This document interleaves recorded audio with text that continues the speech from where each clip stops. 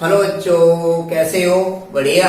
तो आज अपन पढ़ने वाले हैं किसको? गॉस लॉ को। किसको? Gauss law. ये बहुत अच्छा इंपोर्टेंट टॉपिक है बोर्ड एग्जाम के पर्पज से। तो आज अपन पढ़ेंगे किसको? गॉस लॉ को। तो गॉस लॉ को जानने से पहले आपको किसको जानना जरूरी है? इलेक्ट्रिक फ्लक्स को।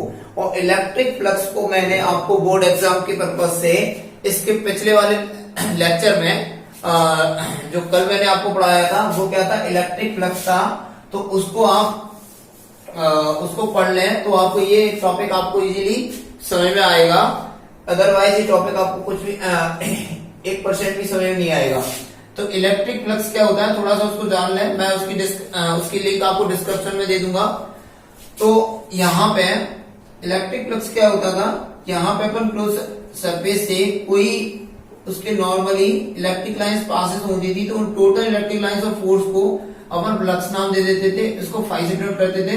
यहाँ पे इंटेंसिटी ऑफ इलेक्ट्रिक फील्ड क्या होती थी? इधर एरिया जिस एरिया में यूनिट एरिया वेक्टर होता था उसी एरिया में अपनी क्या इंटेंसिटी ऑफ इलेक्ट्रिक फील्ड निकल के आती थी। तो इनके दोनों का जो एंगल होता था वो क्या निकल के आता? ई ए कॉस थीटा। ये इसका फॉर्मूला होता था इलेक्ट्रिक फ्लक्स का।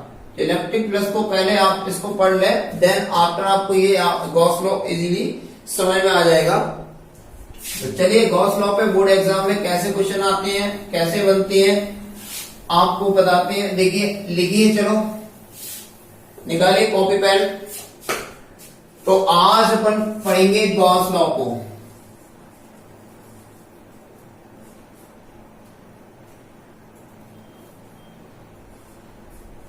State Gauss law and prove of it. ये क्वेश्चन बनेगा गॉस लॉ पे। तो आप पहले अपन को क्या बताना है? इसका स्टेटमेंट बताना है गॉस लॉ को, कि गॉस लॉ क्या होती है वो बताना है पहले, फिर उसको प्रूव भी करना है। तो यहां पे आंसर में लिखिएगा, हेडिंग बनाइएगा Gauss law.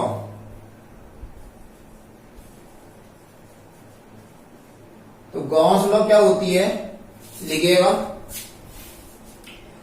According to this law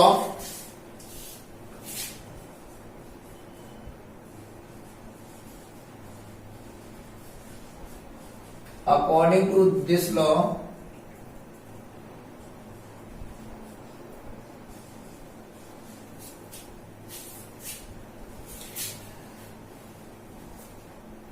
total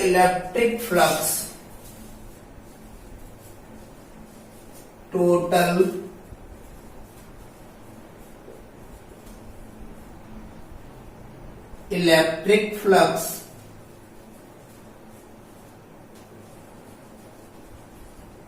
passing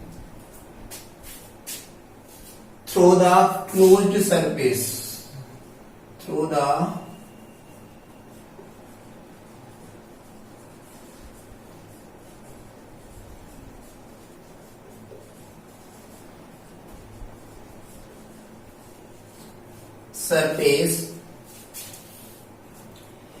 is equal to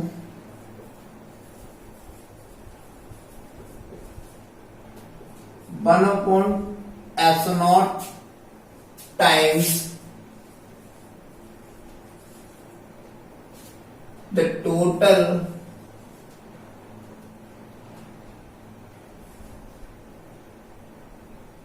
total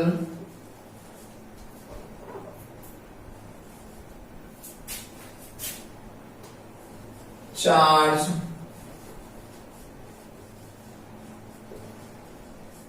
present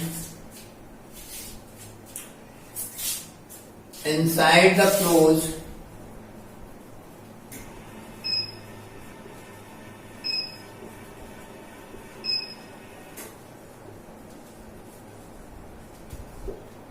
surface. तो ये आपकी गॉस लॉ की स्टेटमेंट हो जाती है। तो इस स्टेटमेंट में साइंटिस्ट गॉस ने आपको क्या बताया था वो आपको बताते हैं। अकॉर्डिंग टू दिस लॉ, इस लॉ के according total electric flux passing through the closed surface. देखिए यहां पे आपके पास कोई क्लोज्ड सरफेस है, इन्होंने क्या बात बताई, एक क्लोज सरफेस से टोटल इलेक्ट्रिक फ्लक्स पास होता है। तो टोटल इलेक्ट्रिक फ्लक्स पास होता है, तो टोटल इसका इलेक्ट्रिक फ्लक्स अपन ने क्या मान लिया है, फाई। क्या मान लिया है, फाई मान रखा है। टोटल इलेक्ट्रिक फ्लक्स किसी क्लोज सरफेस से पास करते हैं तो वो क्या होता है, फ्लक्स फाई होता है, इसको फाई से नोट करते हैं। तो वो कितना, उसके अंदर इसके सेंटर पर अपन ने क्या मान रखा है, कोई point plus Q charge present है, इसके सेंटर ओ पर कोई प्लस क्यू प्रेजेंट है। तो कितना, 1/f0 times total charge present. उस क्लोज सरफेस के अंदर जो चार्ज प्रेजेंट है, उस चार्ज से 1 टाइम्स ज्यादा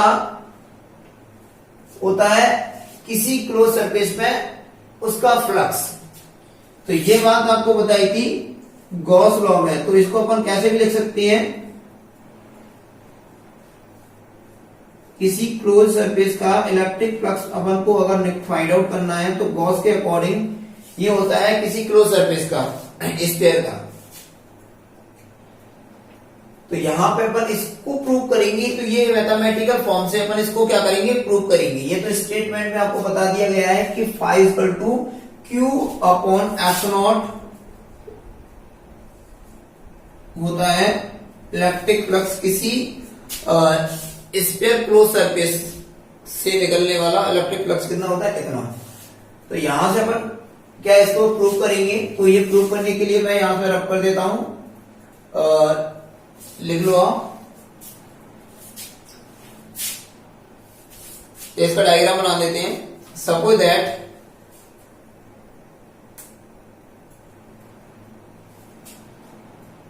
अपन को क्या करना है, ये प्रूव करना है। तो चलिए प्रूव कर लेते हैं। हेडिंग बनाइएगा prove.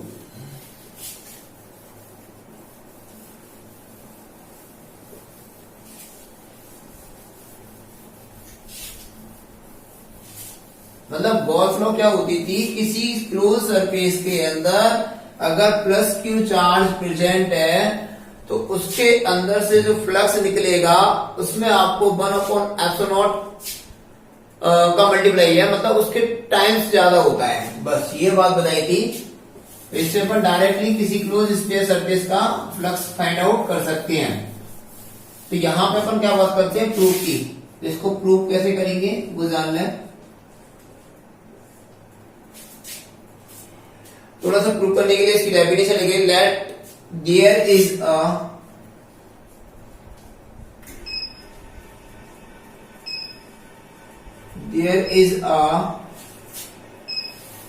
Closed sphere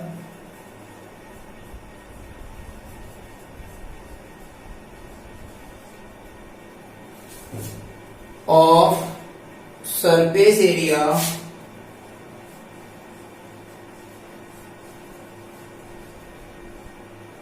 capital S. क्या मान रखा है अपन ने,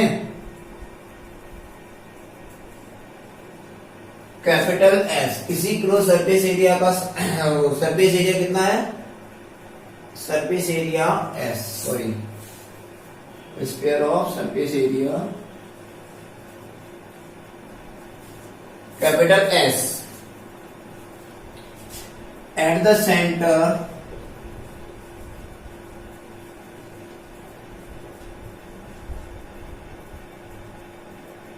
O plus Q point charge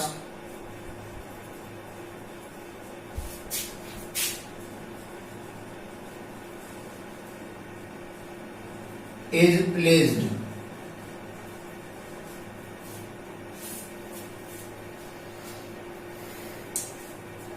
P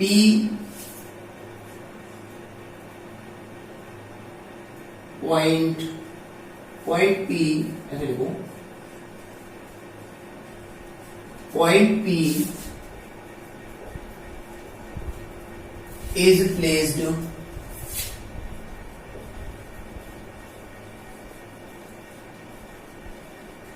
where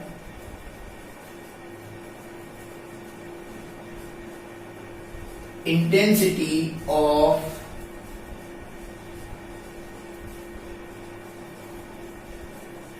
electric field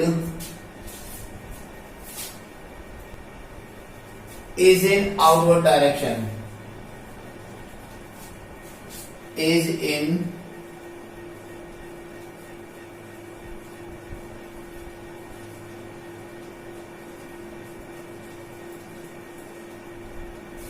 direction.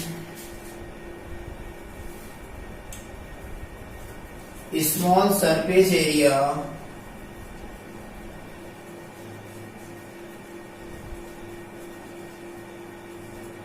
is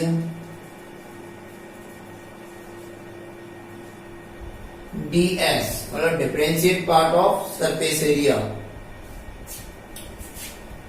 perpendicular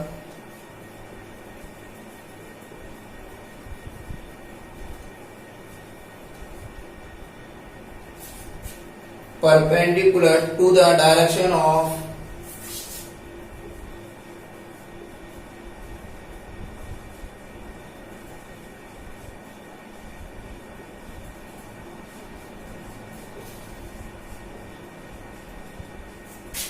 electric field, to the direction of electric field due to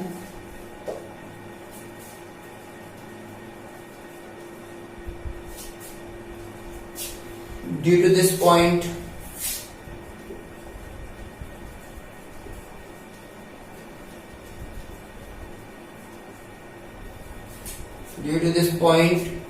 charge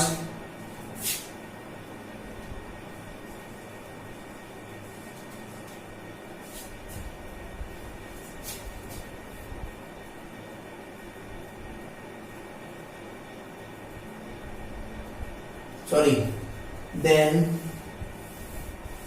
intensity of electric field, ऐसे लिखना है, then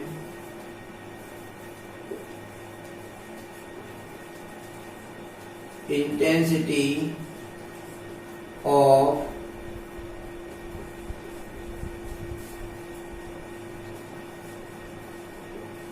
electric field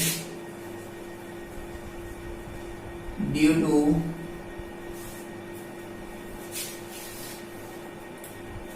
point charge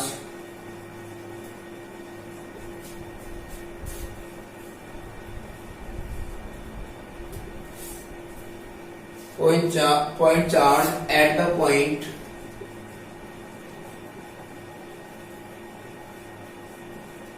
P is given by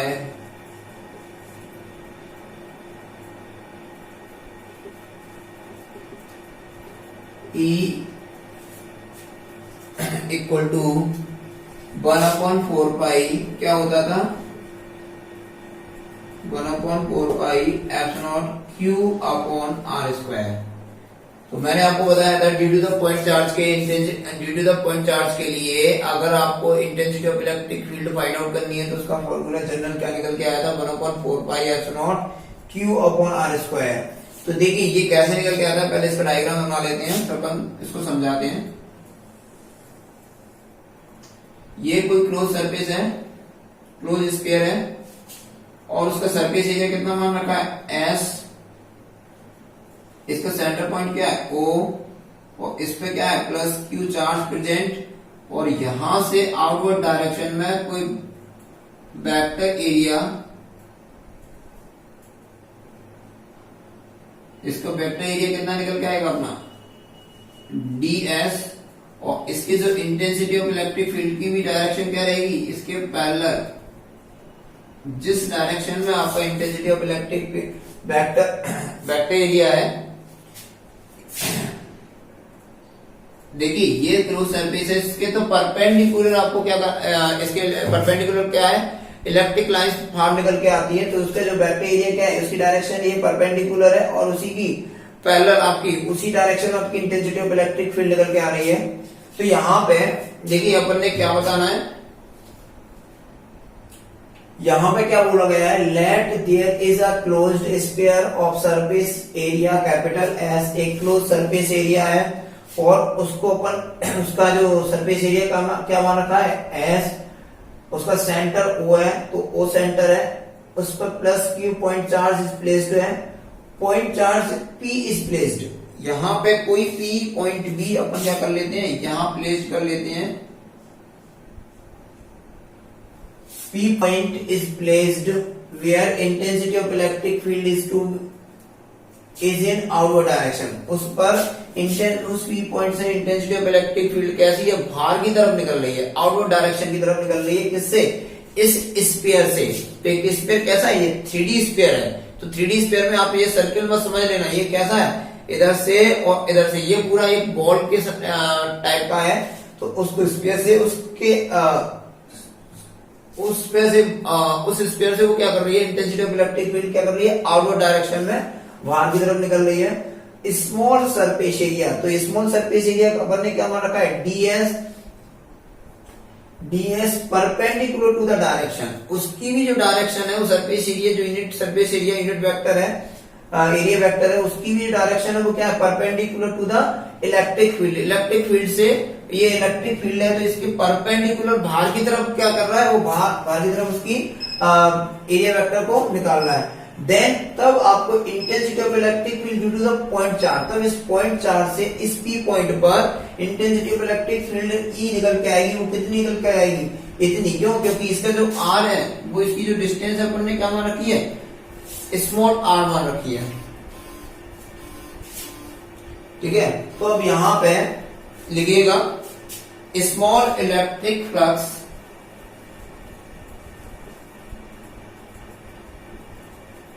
small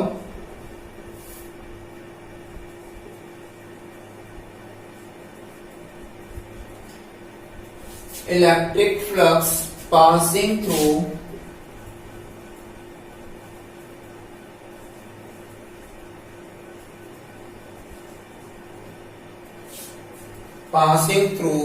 the surface area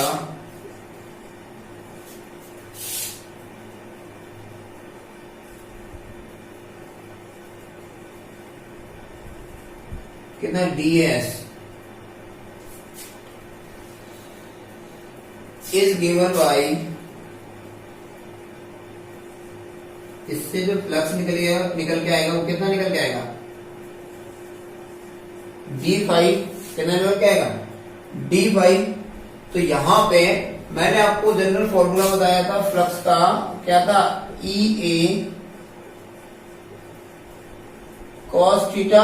अब यहाँ पे आपने ए ना मानते हुए क्या माना है, एरिया एस माना है, तो यहाँ पे एरिया एस मान लेते हैं। तो यहाँ पे ये कितना है, सरफेस एरिया किधर, स्मॉल सरफेस एरिया के लिए निकाल रहे हैं, तो कितना हो जाएगा, ds।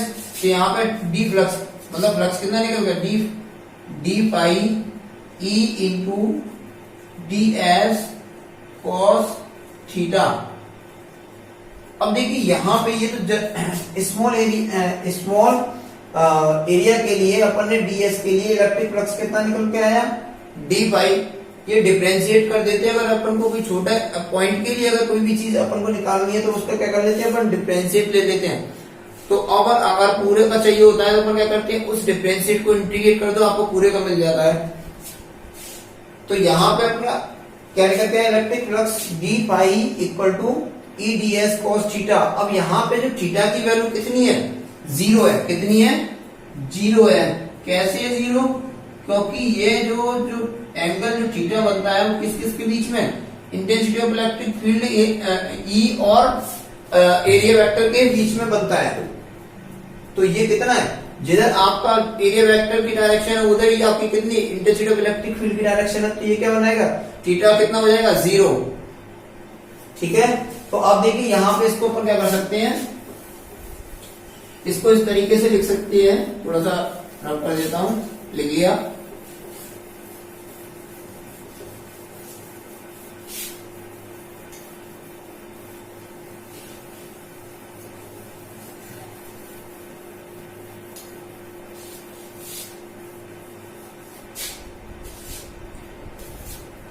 अब देखिए यहां पे कितना निकल के आया, थीटा कितना है, 0 है, तो D phi E D S cos 0, theta की जगह मैं क्या रख दूंगा 0, और कॉस 0 की जो वैल्यू होती है वो कितनी होती है 1 होती है। तो यहां पे डी फाई की जो वैल्यू निकल के आएगी वो क्या निकल के आएगी ईडीएस, क्या निकल के आएगी ईडीएस। तो यहां पे ऑन इंटीग्रेशन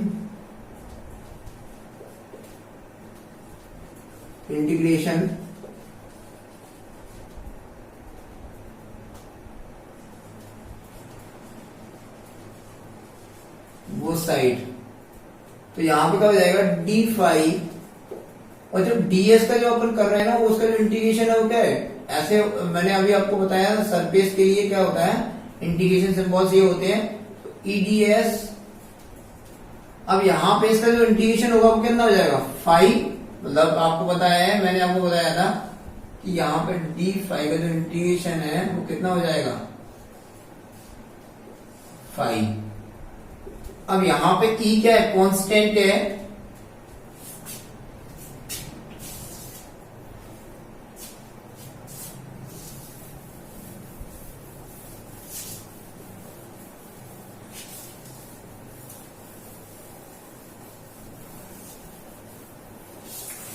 ई क्या है कांस्टेंट है, तो ई को बाहर निकाल लेंगे,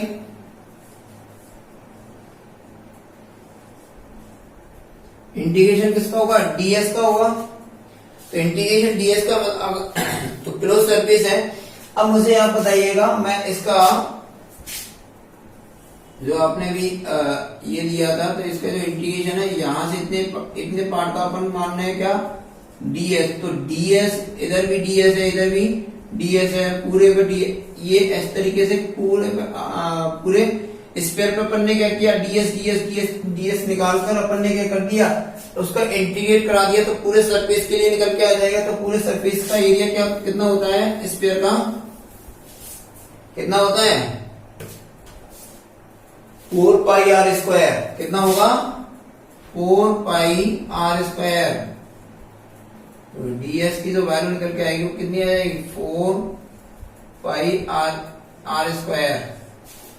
तो मैं इसको इस तरीके से लिख सकता हूं E into 4 pi R square. अब बताइएगा E की जो वैल्यू होती है वो कितनी होती है, E की जो वैल्यू होती है 1/4 pi F naught q upon r square, ये भी अपन ने प्रूव की थी। तो यहां पे अपन क्या कर सकते हैं, E की वैल्यू रखते हैं 1/4 pi F naught q upon r square,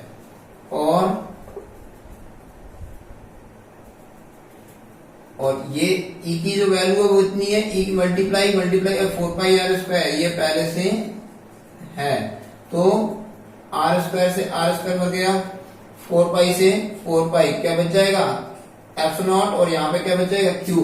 तो फाई की जो वैल्यू निकल के आ गई क्यू अपॉन एफ नॉट, यही तो अपन को प्रूव करना था, यही तो अपन को गॉस लॉ साइंटिस्ट गॉस ने बताया था कि क्लोज स्फीयर सरफेस से अगर कोई फ्लक्स फाइंड आउट करना है, तो वो क्या अगर उसके अंदर जो उस स्फीयर के अंदर जो टोटल चार्ज प्रेजेंट है, पॉइंट चार्ज प्रेजेंट है, उसमें क्या करना है 1/एप्सिलॉन का मल्टीप्लाई करना है, 1/एप्सिलॉन times total charge present inside the sphere is called to the electric flux passing through the close surface. ये बात आपको किसने बताई थी, गॉस ने। तो ये आपका गॉस लॉ का डेरिवेशन हो गया है और प्रूफ भी हो गया, और उसका स्टेटमेंट भी आपको बता दिया। अब इस पे गॉस थ्योरम के अकॉर्डिंग आपको एक और क्वेश्चन बनता है गॉस के ऊपर, वो भी अपन अभी पढ़ लेते हैं। गॉस के ऊपर एक और क्वेश्चन आता है बोर्ड एग्जाम में, वो किस तरीके से आता है,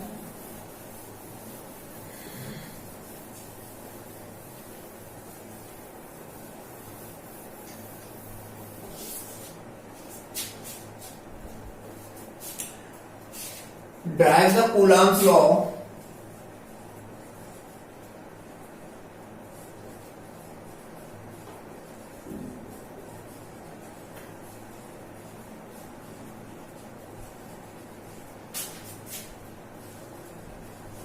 Coulomb's law, sorry Coulomb's inverse square law बोलते हैं इसको। क्या बोलते हैं? Inverse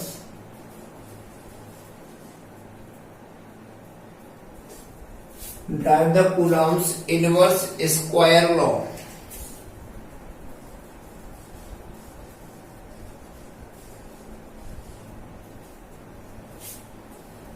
Coulomb's inverse square law with the help of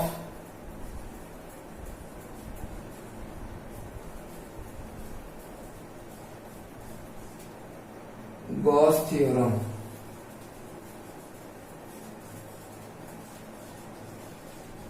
या गॉस लॉ, कुछ भी बोल दो।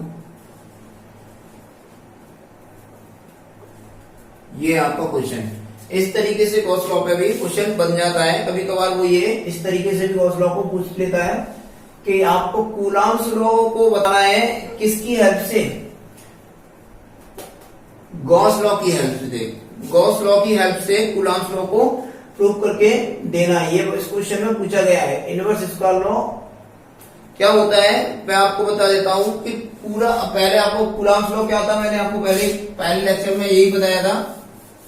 तो कूलॉम्स लॉ पहले पता कर लीजिएगा। कूलॉम्स लॉ अगर नहीं पढ़ा है तो मैंने आपको फर्स्ट चैप्टर का फर्स्ट टॉपिक है वो कूलॉम्स लॉ मैंने आपको बताया, उसका भी डिस्क्रिप्शन में आपको अब इसके वीडियो की लिंक में दे इस वीडियो के इसके सॉरी कूलॉम्स लॉ की लिंक इस वीडियो के डिस्क्रिप्शन में मैं दे दूंगा आपको, वहां से कूलॉम्स लॉ भी पढ़ लेना। तो कूलॉम्स लॉ में क्या होता था? F equal to 1/4 pi F0 QQ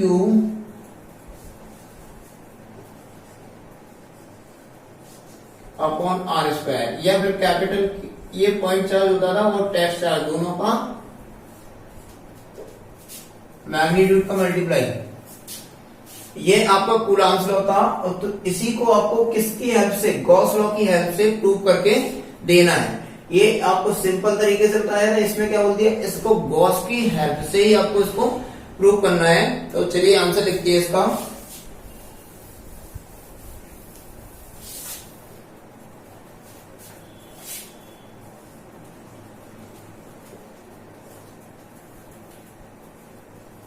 late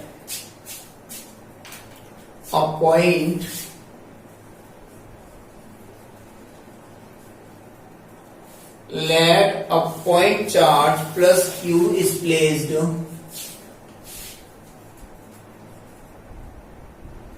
point charge plus q is placed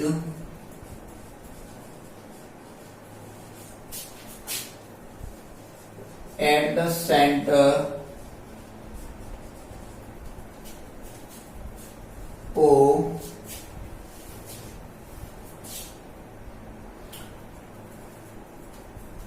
at the distance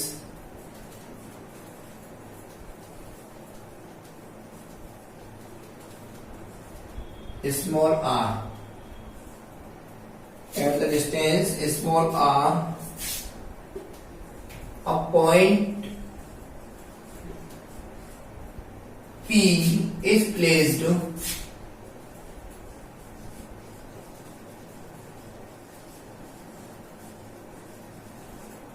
where intensity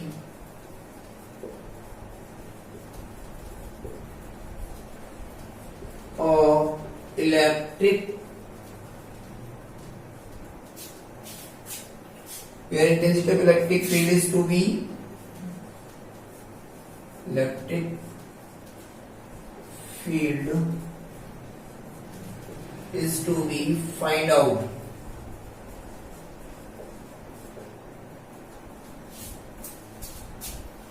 and a positive test charge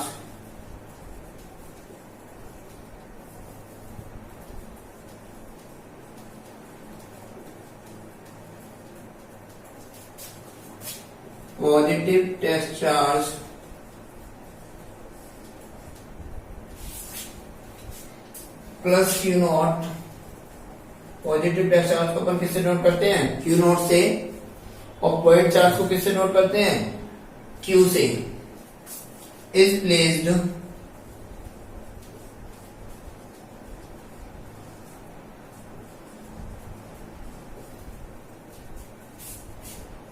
at this point,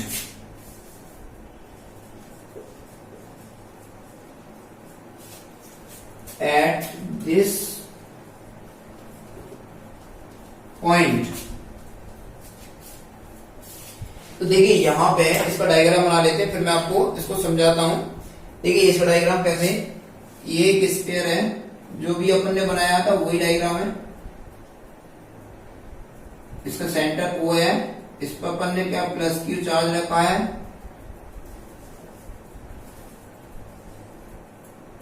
इस पे क्या है प्लस Q चार्ज रखा हुआ है, ठीक है। और यहां से R डिस्टेंस पर, स्मॉल R डिस्टेंस पर कोई पॉइंट P है, वहां पे आपको क्या करना है, intensity of electric field find out करनी है। और यहां पे कोई Q naught test charge present है, ठीक है। और इसका क्लोज सरफेस एरिया कितना है, कैपिटल S है। ये बात आपको इस डिस्क्रिप्शन में लिखी गई है। देखिए, let a point charge plus Q is place at the centre O। कहां पर प्लस Q चार्ज है, सेंटर O पर रखा हुआ है। और at the distance small r, a point P, एक उस और उससे स्मॉल r डिस्टेंस पर कोई पॉइंट P इज प्लेस्ड है, वहां पर आपको where the intensity of electric field is to be find out करनी है उस P पॉइंट पर। और उस P पॉइंट पर अपन ने कोई test charge Q naught present कर रखा है। तो इसके अकॉर्डिंग अगर आपकी बात करें तो electric flux passing through the, यहां से लिख सकते हैं electric flux passing through the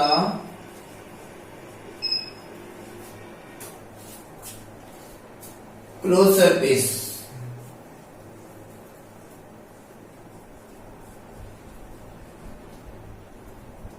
किसी क्लोज सरफेस से, इस कंडीशन में ये क्लोज स्फीयर है और ये इसका क्लोज सरफेस भी, इससे इलेक्ट्रिक फ्लक्स पास होगा, वो कितना होगा, फाई के फॉर्म में होगा। कितना, फाई।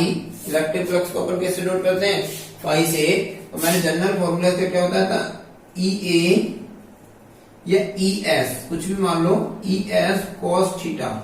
अगर आप स्पेस सरफेस एरिया S माना है तो अपन ऐसे लिखेंगे, ES cos थीटा हो जाएगा। अब यहां पे थीटा की वैल्यू कितनी है,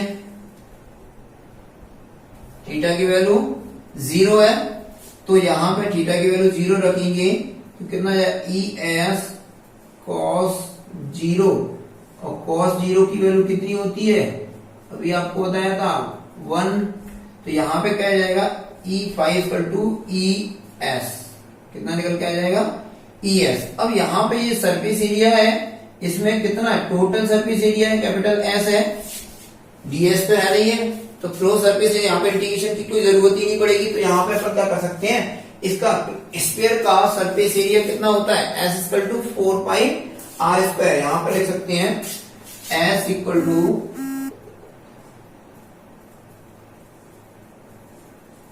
4 पाई R स्क्वायर।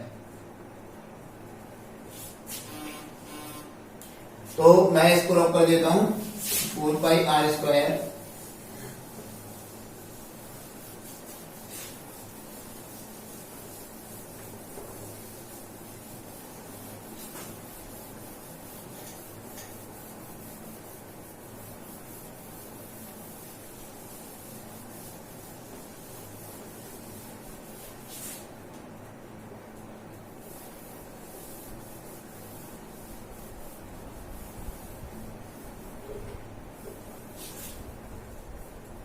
अब ये हो गया। अब S की जगह पर अपन क्या रख सकते हैं, यहां पे S की जगह पे है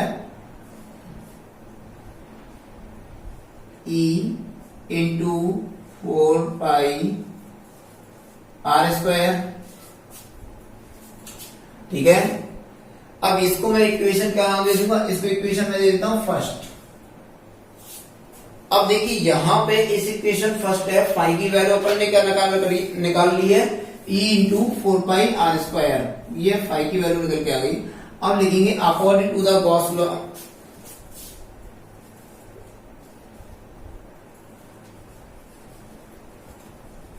अकॉर्डिंग टू द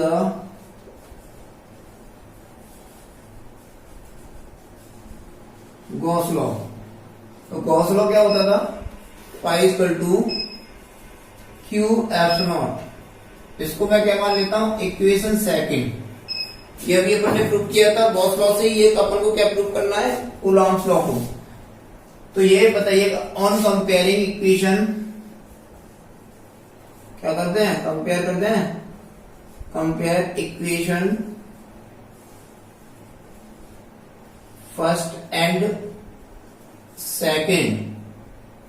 तो मैं इस फाई की जगह पे क्या रख दूं, Q अपॉन एप्सिलॉन। इस फाई की जगह पे मैं क्या रख सकता हूं, इसको रख देता हूं।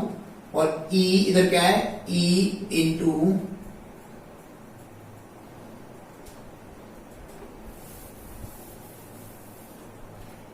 Four pi epsilon r²। तो मैं इसको इस तरीके से भी लिख सकता हूं क्या, मुझे यहां पे इंटेंसिटी ऑफ इलेक्ट्रिक फील्ड निकालनी होगी तो क्या निकल के आएगी, E की वैल्यू निकाले यहां से, तो E की जो वैल्यू निकल के आएगी वो क्या निकल के आएगी, बताइएगा। E की जो वैल्यू निकल के आएगी 1/4πε। ये इसके नीचे चला जाएगा तो ये क्या हो जाएगा 1/4πε।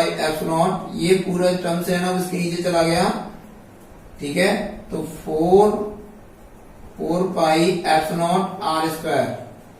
Q ये वाला ऊपर और r², ये वैल्यू निकल के आ जाएगी। ये इंटेंसिटी ऑफ इलेक्ट्रिक फील्ड तो निकल के आ गई, लेकिन मुझे चाहिए क्या, इंटेंसिटी ऑफ इलेक्ट्रिक फील्ड के लिए अगर पूछता है कि with the help of Gauss theorem intensity of electric field find out करो, तो आप ऐसे निकाल सकते हैं न्यूटन पर कूलम। लेकिन अपन को क्या पूछा उसने, क्या पूछा है, कूलम्स लॉ। कूलम्स लॉ मतलब F की वैल्यू पूछी है। तो वी नो दैट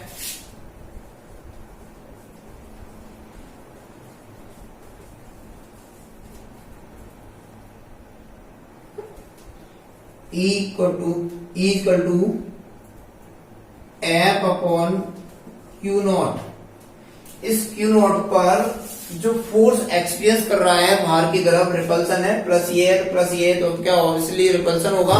तो ये बाहर की तरफ क्या करेगा, एक फोर्स को एक्सपीरियंस करेगा। तो फोर्स Q0 पर कितना लग रहा है, वो इतना लगेगा। तो यहां से फोर्स की जो वैल्यू निकल के आएगी वो क्या निकल के आएगी, F की जो वैल्यू निकल के आएगी E इंटू Q0, ये निकल के आ जाएगी। इसको मैं क्या मान लेता हूं, इक्वेशन थर्ड। F की जो वैल्यू निकल के आई है वो क्या है, E इंटू Q0। तो यहां पे ऐसा लिख सकते हैं, put the value of E in equation third. इस E की जो वैल्यू है वो यहां पे पुट कर दो, आप कूलम्स लॉ निकल के आ जाएगा, मतलब फोर्स की वैल्यू आपको फाइंड आउट हो जाएगी। देखिए यहां पे इस E की जो वैल्यू है वो यहां पुट कर दो और Q0 का मल्टीप्लाई कर दो, उसमें क्या हो जाएगा, देखिए पुट द वैल्यू ऑफ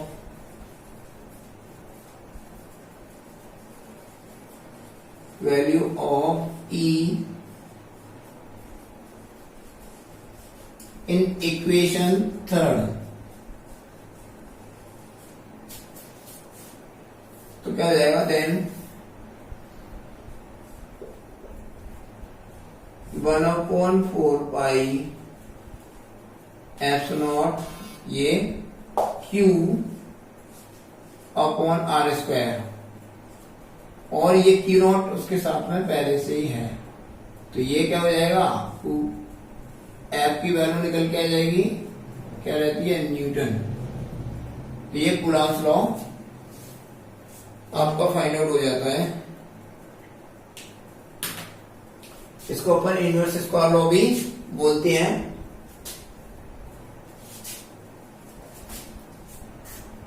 समझ में आया। इजी है। देखो आपको Coulomb's law, inverse square law find out करनी है तो गॉस लॉ को पढ़ना पड़ेगा, और गॉस लॉ को समझने से पहले आपको क्या पढ़ना पड़ेगा, इलेक्ट्रिक